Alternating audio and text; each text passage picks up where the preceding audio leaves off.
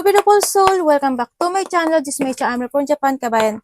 Pisces, this reading is for you. Tingnan natin iyong May 2025. Maraming salamat muna sa mga subscriber, new subscriber, cross-watcher, at sa mga bagong pasok dyan. Welcome na welcome kayo sa bahay ni Ate Aini. Salamat din sa nakataba ng puso ninyong mga comments at sa mga nagpa-personal reading. Ingat kayo May taong may masamang balak sa'yo. Nasa baba po ng video, how to contact me sa personal reading. This is a general reading, Pisces. Kunin mo lang sa'yo at itapon ang hindi sa'yo. Magkaiba ang general reading sa personal reading, ha? Nangyayari, or mangyayari pala. Use your own intuition, lawakan natin ang ating isipan. Napakarami yung energy sa mundong ito. Kaya hindi ito magre-resonate ng basta-basta sa inyo. Gawin nyo lang itong guide, kayo pa rin na makapagpapabago ng inyong buhay. Baka, 555 Ano? Para nakakita ka ng mga repeating numbers or connected sa iyo to, baka ito yung plate number or connected sa yung number na to. May mga unexpected shift, pagbabago, or magkakaroon ng clarity. Unahin natin ito si unexpected. Divine intervention, sudden challenge, may mga challenge, love, pleasure, surprise, or gut feeling. Kailangan mo mag-trust sa iyong gut feeling, instinct, intuition. These numbers serve as a gentle nudge to pursue whatever interests you most. Maaaring may mga gusto ka ng tahakin o may mga gusto kang gawin. So nakita ko dito, it's possible that something could rock you both, but you will end exactly where you belong. Which could be, it's somebody arms, your dreams, job, or abroad, etc. Baka iba sa inyo, mag-a-abroad kayo, o kaya may mga tatahakin kayo na gusto nyong magtayo ng business, or may mga sitwasyon na dinidream nyo, job man yan, work man yan. Ito na yun, may mga pagbabagong mangyayari na unexpected. Good naman siya sa nakita ko dito. Maaring ito na yung time by the May. Also, May 5 kasi is May din siya, diba? May din yan.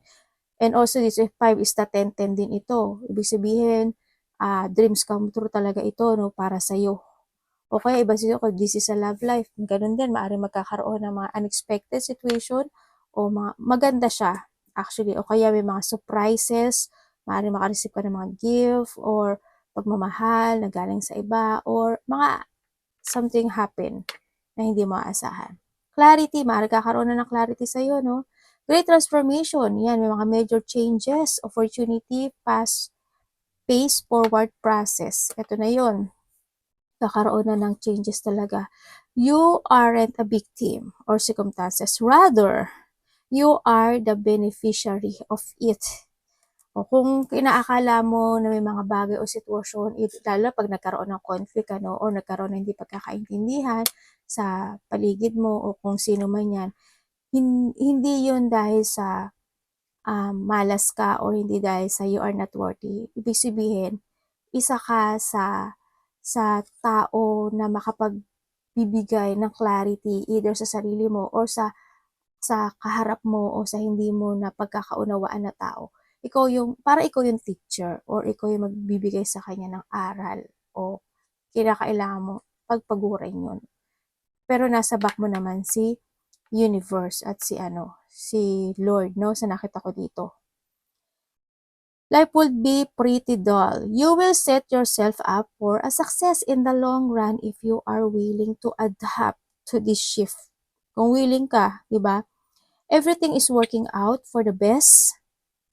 At long last, you are accomplishing what you set out to do. Everything will work out perfectly in the end. Kung ano yung mga pinagpapaguran mo, binibigyan mo ng effort, hard work, ano man mga sitwasyon na yan, there's a changes happen sa buhay mo, magkakaroon na ng completion. Also, also the 10-10 kasi ito is the beginning and the completion. Sabihin either to opportunity, to a love life, to a feelings, ganyan. May mga situation na ma-accomplish, may mga sitwasyon na magtatapos o mag-change na. Indecisiveness, allowing your life to rumble aimlessly. Ito yung sitwasyon na challenge to. Ito yung challenge, no? This is a challenge na mga sitwasyon mo na maaari may mga indecision situation ka na hindi mo na nagdadalawang isip ka, gagawin ko ba o hindi. Ito na yun. Ibig sabihin, nasa sayo to kung paano mo papaikutin yung sasakyan mo o yung will mo o yung buhay mo o yung destiny mo. Kailangan mong tumahak kasi there's a transformation happen sa buhay mo. A change for the better.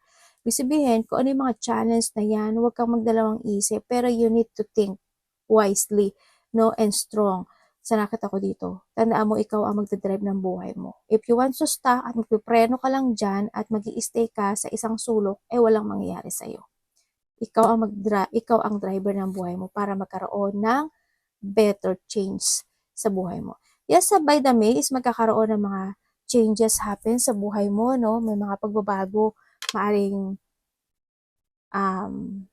but better to as in. Kasi andito na si puro shifting tsaka si changes no? Magiging maganda pa yung May mo sa iba sa inyo. Short journey, may mga pinagdadaanan kayo na maari na pangsamantala lang ngayon, no? Kumbaga, wag kayo masyadong mag-focus doon sa sitwasyon na yun na hindi nagiging maganda kasi pansamantala lang yun. Sa nakita ko, ang sinasabi ko, titignan mo si Kabayo, di ba? Na nandito si Bamboo. Si Bamboo also is the lucky. Lucky kasi yan Also, kung titignan mo si Kabayo, humakabang siya. Ibig sabihin, a short journey na sinasabi nito na kailangan mo rin humakbang o wag kang mag-stay. Kailangan mong maglakad. Pero wag kang tumakbo kasi madadapa ka. Kasi the more na magmamadali ka sa mga gagawin mo, the more na magmimes yun. Take care of there will be a loss of material wealth. Mag-ingat kayo, no? Yung iba sa inyo, maaring hindi nyo na pag-iisipan, maigi yung mga gastusin nyo, o yung may mga bagay na bili lang ng bili, o hindi nagtithink maigi for the future, o kaya may mga bagay na meron ka na naman, bakit bibili ka pa, mga ganon. No? Or kung ano man tong loss of material wealth mo. Sana wag ganon, sana hindi ganon. No? Pero, kailangan mo talaga isa transformation with the butterfly. Kailangan isa shifting or change, no? Sa iba sa inyo. Involvement with the law. Yung iba sa inyo, maaring this is the past situation na maaring you still involved na may pinagdadaanan kayo when it comes to a law o may lawyer o kaya may mga sitwasyon na gusto mo aksyonan na hindi natapos in the past. Yan, sa nakita ko dito, maaring bit-bit mo pa yun hanggang sa ngayon, no? Sa iba sa inyo. Or you are related to a law. O may mga sitwasyon na dapat mo nang aksyonan this time o dapat mo nang itama yung mga mali, no? Sa nakikita ko dito. You are highly thought of. Kung ano man yan, hindi makakagot para sa iyo yun, ano? Kailangan talaga sa iyo is a butterfly. May mga bagay na maaring masyadong nagiging malalim ang iyong pag-iisip na hindi makakatulong sa iyo. Sabi ko nga sa iyo, huwag ka mag-i-stay. Tingnan natin, Pisces. May mga unresolved situation, ano? Or unfinished business ka dito.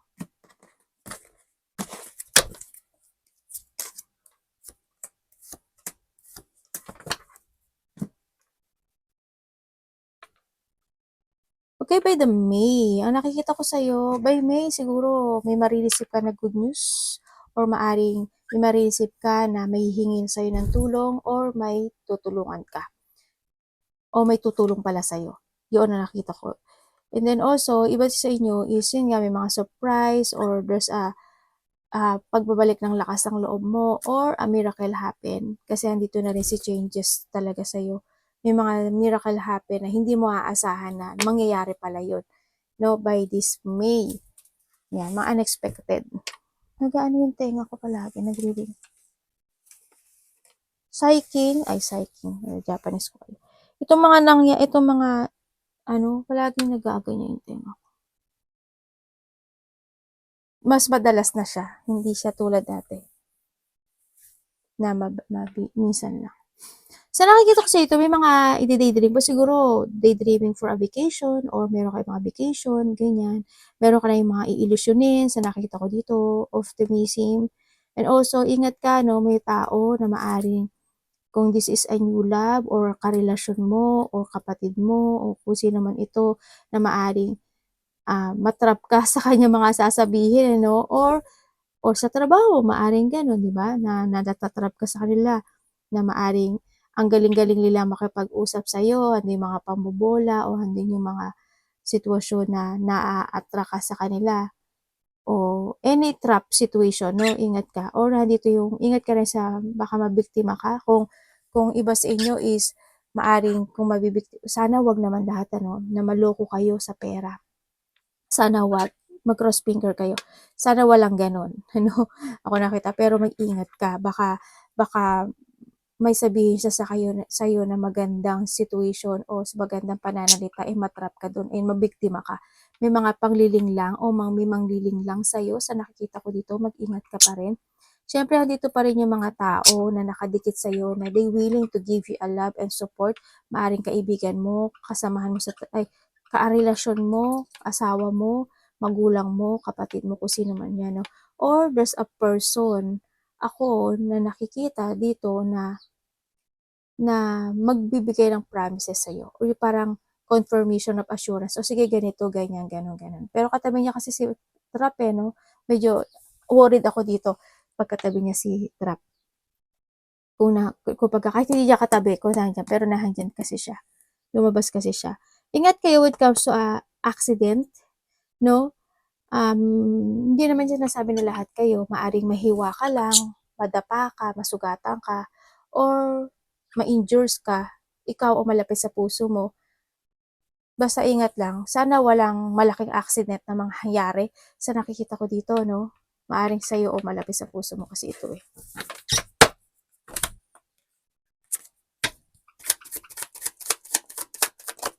Or a painful situation happens sa buhay mo na may mga ngako sa'yo na mapapako siya. Yun.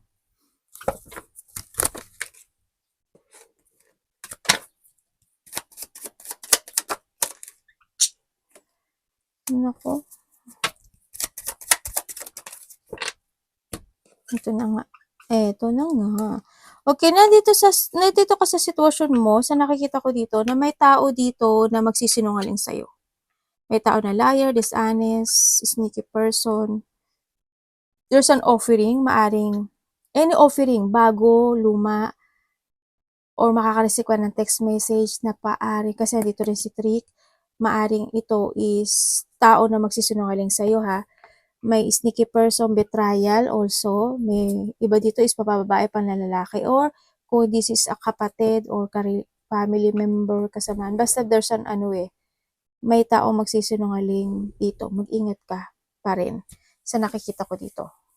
No? Andito yung sitwasyon na may mga delay or cancel. Ako nakikita dito na maaring kung kayo is you're dreaming for something travel, maaring undecided pa yon kung magta-travel kayo by the August, baka hindi pa, or may pupunta kayo by the August, 8 days, 8 weeks, 8 months man yan, di ba, maaring undecided pa yun, no, sa nakikita ko dito, may mga delay or cancel or out of control happen sa buhay mo sa nakita ko dito. Also, meron din mga opportunity na maaring maudlot sa nakikita ko dito, may mga creativity or you will jump to your fashion na maaring maudlot din. Also, sa nakikita ko rin dito is maaring may mga sitwasyon na hindi mo kayang sabihin, maaring ipagpapaliban mo yun. Halimbawa, may kausap ka, tapos halimbawa may nag-text sa'yo o nag-text ka, vice versa natin. Maaring hindi ka niya replyan or hindi mo siya replyan or maaring may kausap ka na may gusto kang sabihin pero hindi mo masasabi. I-ano natin yun, mga ganun sitwasyon, no? Merong mga sitwasyon na maaring may paghihigpit, hindi ko alam in what way yung paghihigpit. Also, may mga bad timing happen or also this is a stagnant situation. Maaring ma-stagnant yung mga goal mo this time, yung mga lakad mo, yung mga gagawin mo, o yung mga any situation parang stagnant. Kung this is a relationship, stagnant to. No? Kung sa mga aspeto, ibig sabihin, hindi pa siya ganun na magsasucess. Pero andito kasi si Sun, there's a hope, no? There's a hope pa rin na hindi ka naman niya iniiwanan ng ng kabiguan, pero magaganap siya na umasa ka na may ma-recovery na ako nakikita dito. Sa ngayon, siguro siguro by after a year, sana naman wag gano'n, wag gano'n katagal or sana weeks na lang 'no or months lang sa nakita ko dito. Kung ano man 'tong nakikita ko na goal na gusto mong tahakin, sa ngayon delay siya, pero magkakaroon siya ng recovery after a month or a year. Sana hanggang 1 year lang or months na lang sana or a week sa iba. Parang may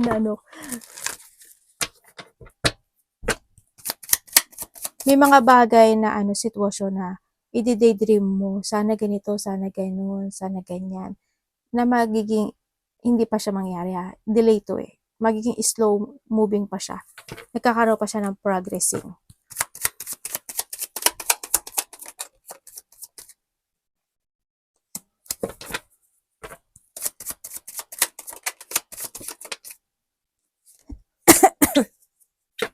Sorry.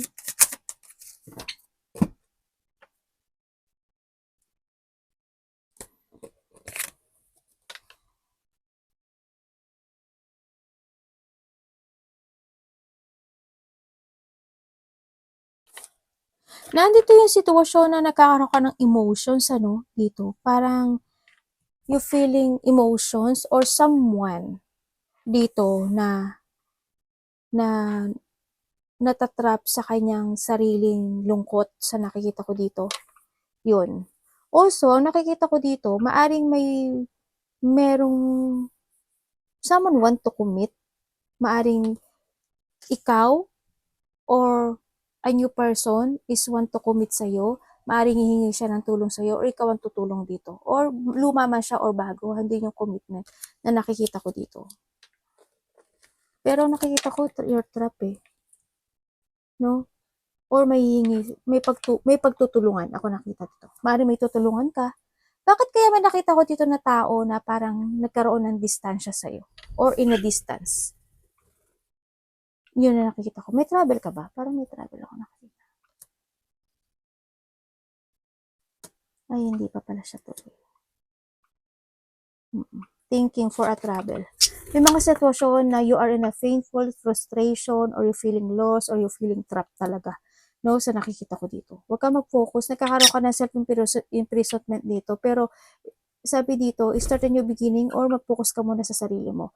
Kung ano man itong sitwasyon na to, na you still trapped sa nakikita ko dito, mas unahin mo munang yung sarili mo na mahalin mo. No? Sa nakikita ko dito. O sumakinig ka rin daw sa mga payo ng ibang tao or sa mga nakakatanda sa'yo. Or vice versa tayo. Ayan. Ibalik mo muna yung confident mo dito. Love yourself. Focus to your confident. Pero sinasabi nito, you need to speak out.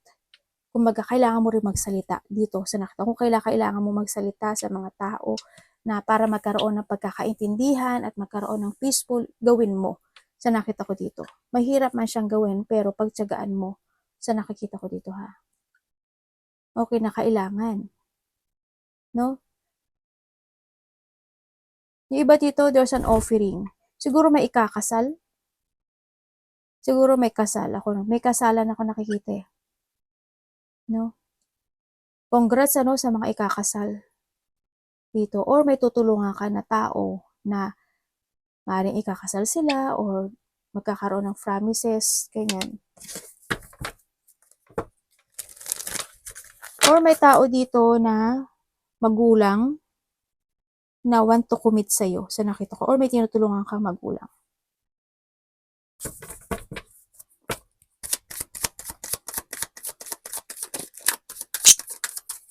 May tao dito na sarili niya lang ang mahal niya.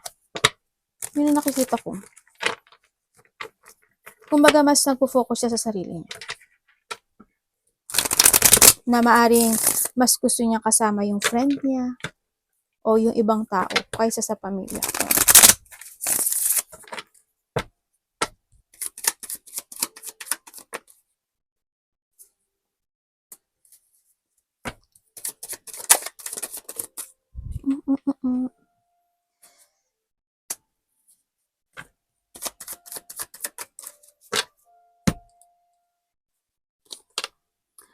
Okay, sa nakikita ko sa'yo dito, nagkaroon ng hindi magandang pangyayari or magkakaroon. Sana wag naman, 'no? May tao kasi dito na hindi magfi-fit sa'yo. Ibig sabihin, um, may tao na hindi kayo magfi-fit ng energy dito. Sana wala kayong away, 'no? Yan, may mga cancellation pa rin, cancel reunion or unhappy situation dito sa nakita ko dito. Mag-ingat ka sa promises. Siguro in the past, andun yung promises o andun yung mga pangakuan. And then after noon, magkaroon ng kabiguan. No? Sa nakita ko dito. May mga sitwasyon na mapuprostrate ka, matatrap ka, may stuck ka, malilito ka, or may tao na magdidikta sa'yo when it comes sa mga gusto niyang sabihin sa'yo. Maaaring iyon yung makapagbibigay sa'yo ng painful, may unhappy situation or unhappy family o a foundation na hindi stable sa nakikita ko dito. Nagkakaroon ng lack of support, lack of teamwork, o lack of success dito sa relationship to. Nagkakaroon ng pagpapabaya, no? May tao dito na nagmamanipulate o nagsisinungaling, no? Sa nakikita ko dito. Maaaring ikaw or a part of the family o kasamahan sa trabaho. Ingat kayo dito. May taong weak, hindi ko alam kung ikaw o malapit sa puso mo, medyo mahina siguro yung pangangatawan niya sa nakita ko dito or sadness to. May mga decision making ka na hindi mo agad madidesisyon. Dito, there's a lack of achievement, kung nakikita sa'yo. Huwag kang, bakit, sana hindi kayo lahat, parang may tao kasi ako dito na feeling unwelcome. Parang ikaw, halimbawa, hindi ka welcome na mga kasamahan mo sa trabaho, hindi ka welcome ng kaibigan mo, hindi ka welcome ng pamilya mo, o you feeling unwelcome sa isang sitwasyon sa buhay mo, ganun. Nakita kong ganun. Medyo sad, oo, kasi nakikita ko sa iyo yung burden, nakikita ko sa iyo yung struggle and parang hindi yung problema na nakaaklang sa iyo, no, sa nakita ko dito. Pero sana kung sino may nagtitik sa'yo, huwag ka magpa-manipulate sa kanya. Hindi ko alam kung natatakot ka o may taong mananakot sa'yo o may sitwasyon na hindi mo lang talaga madesisyonan. May taong mapusok o may tao dito na lack of structure dun sa bagay na siguro when it comes dito sa sitwasyon, in a relationship, family mo man yan, karelasyon mo man yan, kaibigan, kasama sa trabaho mo, kung sino mang foundation na to, hindi kayo nagiging good term dito no, sa nakikita ko dito. Sana maging okay na kayo sa nakita ko dito. Sana magkaroon ka na ng clarity dito. Pero may mga unexpected ship pero sinasabi rin dito, short journey lang yun. Pero tandaan mo, nasa sayo si Will. Diba? Kung kailangan mo talaga ng pagbabago, i-drive mo yung sarili mo, yung destiny mo in a good way. Huwag ka lang mag-stop, huwag ka lang mag-stay. Kung kailangan mo actionan mo. Diba? Kasi kung mag-i-stay ka lang at wala kang gagawin, matatrap ka talaga dun. May nagpapa-doctor, papa-hospital pala. Nakita ko. May sinabi ko na ba yung kanina? Kakaroon kayo ng chaos, o nagkakaroon ng pagdi-disorganize sa iba sa inyo, siguro sa money o sa any situation na out of balance kayo. The Wheel of Fortune,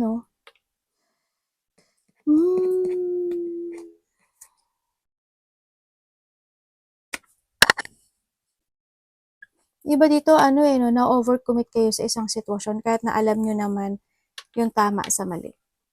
Kaya nandito kayo sa painful situation. Fokusan nyo muna yung sa sarili nyo. Kung kailangan nyo ng mental peace, magkaroon kayo ng mental peace. Alagaan nyo muna yung sarili nyo. Then, alagaan yung iba. Unahin nyo muna yung sarili nyo. Buuin yung sarili nyo dito. Sa ngayon, is there's a chaos, imbalance situation, or may mga sitwasyon na hindi stable talaga dito. Pero ang sabi dito kasi, tamo si Will, andito si Will, andito rin si Will. Ikaw talaga yung magdadrive ng destiny mo to transform or to change kung sa mga aspeto ng buhay mo yan. You need to decide about dito, no? Sa nakita ko dito. Iba dito may problema kayo sa trabaho, sa money, also sa nakita ko sa iba sa inyo. Pero you have a knowledge to change your destination, no? Sa nakita ko dito. It's time to change or it's time to begin a cycle or opportunity man ito or may mga bagay o sitwasyon na kailangan mo i-end dito. Or you need mong kontrolin o balansehin. No? Dito. Sana makapili kayo ng tamang direksyon. Trust your intuition dito, ha? Focus ka muna sa sarili mo to struck. Masyado ka mabait, masyado ka matulungin, ano, sa nakikita ko dito. Yan. Arigato namaste, God bless.